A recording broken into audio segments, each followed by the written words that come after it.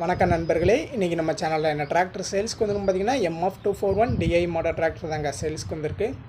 இந்த வண்டியோட model of இயர்னு பார்த்தீங்கன்னா 2012 மேனுஃபேக்சரிங் ஆயிருக்குங்க. 2013 ரெஜிஸ்ட்ரேஷன் ஆயிருக்கு. ஹெச்பி கேட்டகரின்னு பார்க்கும்போது 42 ஹெச்பி கேட்டகரியில் வருதுங்க. ஸ்டேரிங் பார்த்தீங்கன்னா நார்மல் ஸ்டேரிங்கில் வருதுங்க. நார்மல் பிரேக்கு, டுவல் கிளச் ஆப்ஷனில் இந்த வண்டி வருது.